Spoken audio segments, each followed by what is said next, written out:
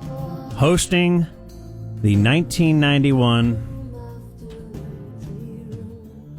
film, not just a movie, Point Break. And I think we here, Dan and Jake, have considered this to be at the foundation of what we've built, right? What we've built, what Hollywood has built since then, national identity. Yeah, it's a classic. It's important to note that this movie was made before Fast and Furious. Because if you ever go see Fast and Furious, you could just say, hey, it's Point Break exactly, except they have cars. Yeah, people have put together the flow chart before. And it's the same exact movie. Utah is Paul Walker. Bodie is Dom Toretto. Vin Diesel. As former intern Clifton pointed out to us last night, Johnny Utah even orders a tuna on wheat when he goes to get the 2 meatball subs for Papas, which is what that's what the order is in Fast and Furious. Oh, really? Okay. Yeah. I hadn't realized that. Yeah. And we know about the Corona thing. I feel like that's an homage as well. They're drinking Coronas. We know you can have any brew you want as long as it's a Corona. And, I mean, we've talked about it's the perfect movie for so many reasons, and it's also just kind of the perfect roadmap to life. If you are raised, especially if you're raising a young boy, little Brooks, perhaps Blake, at some point he will get to a certain age. I don't know, maybe 7. And you will put him in front of the TV and say, this is all you need. Right here. You ever see that book, like Everything I Needed to Know in Life I Learned in Kindergarten or something like that? It's the kind of the same thing. So who's his role model here? Bodie. The bank robber. But really Utah as well. Their symbiotic relationship. It's a love story. Yeah, between the two of them more than it is between Utah and Tyler. And his lady, yeah. One of the reasons it's a perfect movie, too, is the trailer moments, so they can create the perfect trailer out of this. And I remember the trailer being on TV and salivating, just saying, when? Next Friday? Oh, my God, can I wait, till this is on? Just with the whole Nixon mask, I'm not a crook, wearing the Reagan mask, Bodie, with the torch at the gas station where he lit the gas coming out and then burned up the getaway car. The tackle on the beach, the jumping out of an airplane without a parachute. The high tea-ness of this movie. Where else have you seen someone eat a bowl of Cheerios with beer? Now let's go back to nowhere. Let's go back to Blake's statement of the bank robber. It's a little more than a bank robber. He's robbing that bank as an attack on the capitalist system. Folks, your money is insured. They've been screwing you your whole life. 90 seconds more won't hurt you. He's doing this, as he said, for the people who are stuck in those boxes on the freeway. So that are inching their way on the freeways in their metal coffins. They're keeping the human spirit alive. It's an anti-capitalist commentary by Bodie. He's not just robbing the bank. You see. We can exist on a different plane. We can make our own rules. Why be a servant to the law when you can be its master? What more do you need? So he needed to send one final message before funding his trip to Australia or whatever? Well, he went off the rails there. He got greedy, man. He got greedy. That's another lesson. The movie is nothing but a series of lessons. But I just wanted the high tea-ness, the Cheerios and the beer, the beach fights, and my favorite, but it's often overlooked. It wouldn't even get to the trailer. But it's if you're going to start a fire on the beach, and you have a little bottle of lighter fluid. Now, you might open it with your hand, like just open it. They would pound a knife right in the middle of it, then just squeeze it and get. Don't matter if you get lighter fluid all over your hand. Whatever. What are you going to do? Burn my physical body? That's not important. Of course. So the movie starts. The movie starts with a banger. You just want to have Utah meeting the boss? Want to hear Sure. that? Special Agent John, Utah, day number 1 in L.A. Welcome aboard. We're going over your personnel records. Very impressive. Thank you. You may very well have been in the top 2% of your class at Quantico, but quite frankly, son, out here you have exactly 0 hours of experience in the field. You know nothing. In fact, you know less than nothing. If you even knew that you knew nothing, that'd be something, but you don't. Another lesson.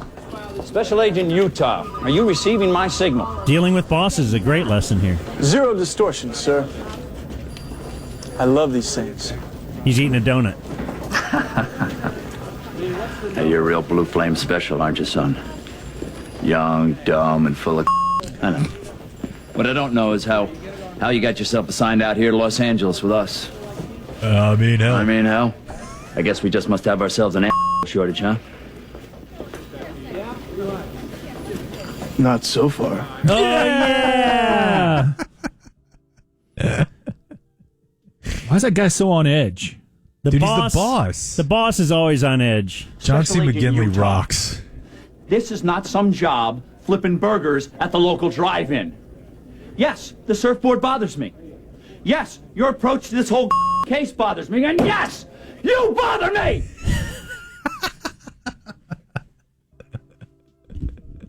So he's It's very relatable. it's the young high T agent teamed up with the old grizzled veteran.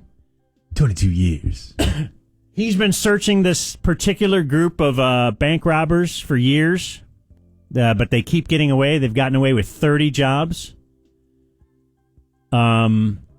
He has a crazy theory that everyone else laughs at, that it's a group of surfers. Johnny Utah, though, embraces that. He says he's going to go undercover into the surf culture. He's never surfed once, though. No, never even probably been to the ocean. And it took him like 48 hours Yeah, to he learn how just to be a needs great 2 surfer days. Well, he is a Heisman Trophy winning quarterback. with a knee issue. And I didn't know that until he tackled some guy on the beach. Yeah. How fortuitous that the first day he goes out surfing, he meets a girl, and she just happened to be the former girlfriend of the bank robbery leader. Sometimes the universe smiles upon you. That's how you crack cases. You But need a the little thing luck. is, the California coast is very small. Right, it's a confined... And there's only 1 or 2 places you could surf. That's right, So, but yeah. the fact that he picked that exact spot. Also, why don't you just look at chemicals in people's hair? I mean, that should really narrow down where to look. Boy, you don't understand forensics, do you? That's the most insane guy thing serious? I've ever seen. the levels of arsenic. You never and- seen CSI? No, I've never seen them do anything like and that. haven't you It ever was- seen a cop walk along the beach and just cut someone's hair? I have. Definitely. Thousands of times. This is a different time, you know? People weren't all fired up about the police. They would let them cut their hair. More life lessons, Bodie giving Johnny Utah. So, you still haven't figured out what riding waves is all about, have you? It's a state of mind. It's that place where you lose yourself and you find yourself. You don't know it yet, but you got it. It's right there. I saw you with those guys. You're a pit bull. You didn't hesitate, and they didn't back you down an inch. And that is very rare in this world. That's when they were first falling in love. And Dan, you're right. Why do they even have Tyler in this? I was waiting at any moment for those two to start making out. Yeah. But I mean, it makes sense. They're the same person. They were just raised like if Bodie happened to have been born in Columbus. Right. He might be a Heisman winning quarterback. If Utah And had been in born the on the FBI. coast. Exactly. They know they both have that thing inside them, that thirst for more. Of course, did you like the very end where he finally, Bodie, they catch Bodie because he had to go try to catch that last wave at the 50-year storm. Mm-hmm. And so Bodie catches him. Utah catches him. He actually handcuffs him. So after there's a big knock him out, punch him fight on the beach, he handcuffs him. He's got him. And he'd listed off all the places that he had looked for him. It took him that long to finally find him on Bell's Beach. That's right. But then Bodie has to convince Utah to let him go. Okay, man. Okay. I'm screwed. I'm gonna go to jail, and I'll pay, and Johnny Utah gets this guy. Right? Good for you. That's real good. Gonna be a big hero now. But look at it, Johnny. Look at it! It's a once-in-a-lifetime opportunity, man. Just let me go out there. Let me get one wave before you take me. One wave. Now, where am I gonna go, man? Cliffs on both sides. I'm not gonna paddle to New Zealand. My whole life has been about this moment, Johnny. Come on, compadre. Come on. So he's not going to let him go. But then he looks out into the ocean. What does he see? He sees the break of the biggest, most beautiful wave he's ever seen. He sees that is empty. He's envisioning, boy, what if there was someone surfing in there? And he thought, yeah, this is the time. I've just spent my, entire last couple years or whatever chasing this guy down. I've got him handcuffed. My boss, all my coworkers are running down the hill. They're ready to congratulate me. They're ready to grab the criminal. This is a guy who's killed people, put other countless lives in danger. But he sees that wave. Grabs the handcuff key from inside his pocket. Undoes the handcuffs.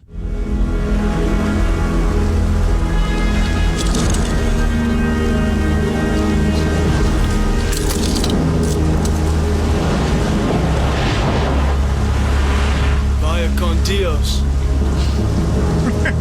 Yes. There he goes. Paddling out into the water. Forget that off-duty police officer you killed at that last bank robbery. To face the biggest wave. Utah! You think you know it! You let him go! No, I didn't. And he walks down the beach. He throws his badge into the water. It's time for a new life for John Utah. Because he knows Bodie's not coming back. He's going out there to die. Because it's Can't cage him. It's not tragic to die doing what you love. He knows. What'd you think, Blake? Get your review out here. So it's good, and I can't tell if you guys are being serious if it's the greatest movie of all time. Because it's not bad enough to be good, but it's also not good enough to be good. It's just okay. It's unintentionally funny, which is funny, I guess, but they weren't trying to be funny. Like, is Keanu acting? You got to not get caught up in that. I said this to Bob and Dan. You just have to feel it. Some time ago, when they would ask me, like, are you being ironic? I'm like, that doesn't even exist anymore. Just, do you like it? Does it make you feel good? And if the answer is yes, then I say that was a good movie. It was a very confusing experience because I thought I believed you guys that this was going to be the greatest thing I'd ever seen. Well, I mean... And you're saying today it wasn't? You didn't wake up feeling different? Like, just with all that you know now about the universe? No. In fact, Bodhi is just Kyrie. Whoa. Let me take a second here. Well, then why don't you like it? I don't really care about Kyrie as the person. I just like him as the basketball player. But Bodhi is just spewing this philosophical nonsense the entire movie. It's called Buddhism. A lot of in fact, billions of, probably hundreds of millions of people. He's not really into violence until he shoots someone in the chest. Well, he didn't want to. That's the thing. Revolution takes typically a little bit of blood on the hands. But the beach tackle was insane. Keanu learning to surf in 2 days, insane. The chase through the house is crazy. That was fantastic. What about when that's he a throws classic the pit movie. bull at him? Throwing it. Somehow the pit bull wasn't. Where did that come from? Didn't attack Bodhi. Right. But he's Bodhi. He has the energy. He just subserviently just let Bodie pick him up and then be thrown at Utah. The image of a guy wearing a suit and a Ronald Reagan mask throwing a pit bull at another guy in a chase is laugh out loud. That might have been the greatest two-man chase on foot in movie history. And it's capped off by really the essence of the movie. At that moment, Utah had a chance to shoot him. They locked eyes and knew neither one of us want this. And Gary Busey knew. Of course. I missed. You got in too deep. Right. He was excellent. I love Gary Busey in that movie. Gary Busey, John C. Reilly. That's always the worry. Swayze was great. Swayze's great. Always the worry with going undercover. Just getting in too deep. Honestly, that's always been why I haven't gone undercover. It might have just been where I was in my head at the time during the movie, but I was distracted thinking about, what sort of lunatic is able to do that? In real life. I almost want to have a round table. To go undercover? Long term. Not hey, we're going on a bust or a solicitation thing for a night. No, I'm talking about people who actually... Deep undercover. Deep cover. Dre. I can't... how do you... that doesn't make any sense to me. But the worst part, Keanu Reeves falling for Lori Petty. What do you mean? That doesn't make any sense. Why? You didn't think she was... No. Oh, man. Yeah, I get it. She's a cool surfer chick, but it's Keanu, man. She's not beach hot? No. Not only is she beach hot, if you pay attention, one of, I think, the most underrated parts of the movie is when he's kind of tracking her and she's done surfing for the day. Before she gets in her convertible VW Bug, she takes off her swim bottoms and then just puts cut-off jean shorts on. There are no panties. Oh, jeez. That's surf life for you there, bruh. Yeah. She's great. Incredible movie, all around. Quadruple plus. You know what? I love corny stuff like that, so yes.